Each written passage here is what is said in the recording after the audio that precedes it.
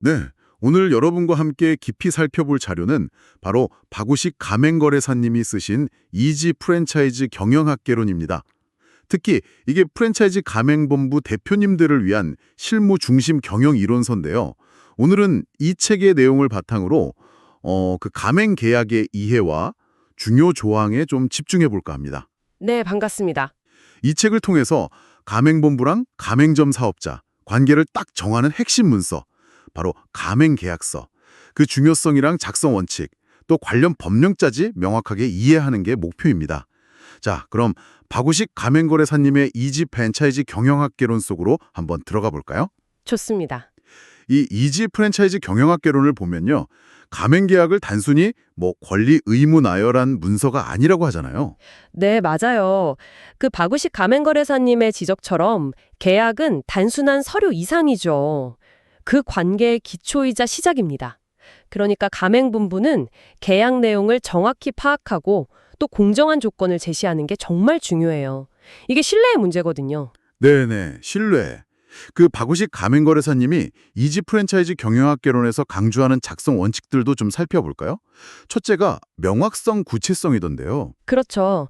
애매하거나 모호한 표현, 이런 건 나중에 꼭 분쟁의 씨앗이 됩니다. 혹시 실제 분쟁으로 좀 이어지기 쉬운 그런 대표적인 모호한 조항 같은 게 있을까요? 예를 들면 영업지역 범위 같은 거요. 인근 지역 이런 식으로 두루뭉술하게 적는다거나 아니면 광고비 분담 기준이 불명확한 경우 그런 게 흔하죠. 박우식 가맹거래사님도 책에서 이런 부분을 아주 구체적으로 명시하라고 강조하고 계세요. 그렇군요. 그럼 공정성 측면에서는요. 어느 한쪽에만 너무 유리하거나 불리한 조항은 당연히 문제가 될 텐데. 그게 또 아주 중요합니다. 특히 약관 형태로 다수의 가맹점이랑 똑같은 계약을 맺을 때 이 약관 규제법을 놓치기 쉬워요. 예를 들어서 가맹점에게 부당하게 불리한 책임 면제 조항이라든지 아니면 너무 과도한 위약금 조항 같은 거요. 이런 건 법적으로 무효가 될 수 있고 또 본부 이미지에도 안 좋죠. 권리와 의무의 균형, 그리고 상호 충분한 협의도 중요하다고 책에서 봤습니다. 당연히 법률 준수는 기본이고요. 네, 맞습니다. 박우식 가맹거래사님도 그 점을 지적하고 계시죠? 이지 프랜차이즈 경영학 개론에서 또 흥미로운 점이 가맹계약이 가맹사업법만 적용받는 게 아니라는 거였어요. 여러 법률하고 얽혀 있다고 상세히 설명해 주시더라고요. 네, 그 부분을 좀 더 깊이 들어가 볼 필요가 있습니다. 먼저 민법과의 관계인데요. 가맹계약도 어쨌든 계약의 한 종류니까 민법 총칙 규정, 계약의 성립이나 효력, 해지 이런 게 다 적용돼요. 특히 그 신의성실의 원칙이라는 게 중요합니다. 서로 믿음을 바탕으로 성실하게 계약을 이행해야 한다는 거죠. 상법도 관련이 있죠. 이게 영유 목적의 상행위니까요. 그렇습니다. 상법도 당연히 관련되고 또 가맹점 사업자가 본부 영업을 일정 부분 대행하는 성격이 있잖아요. 그래서 대리상이랑 비슷한 법리가 적용될 여지도 있고요.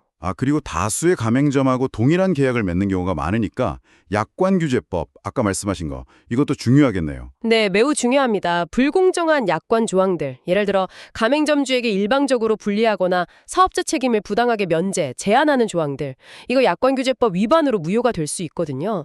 이지 프랜차이즈 경영학개론에서 박우식 가맹거래사님이 괜히 이 부분을 강조하는 게 아닙니다. 프랜차이즈의 핵심 자산인 브랜드, 즉 상표법과의 관계도 빼놓을 수 없겠고요.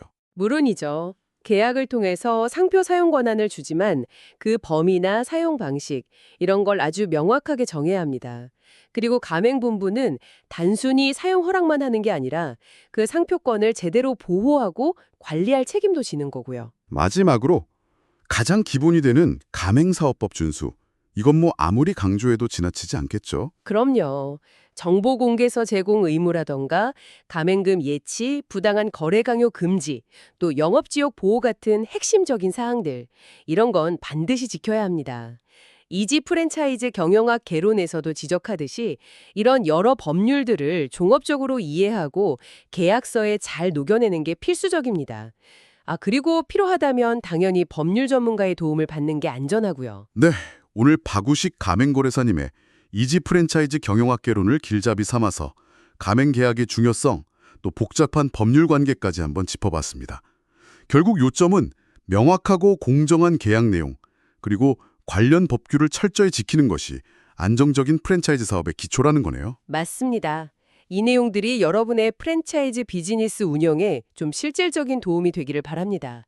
정한 바구식 가맹거래사님의 실무적인 조언들이 도움이 많이 될 겁니다. 마지막으로 이런 질문을 한번 던져봅니다. 우리가 법적으로 정말 완벽하게 계약서를 잘 만들었다고 해도요.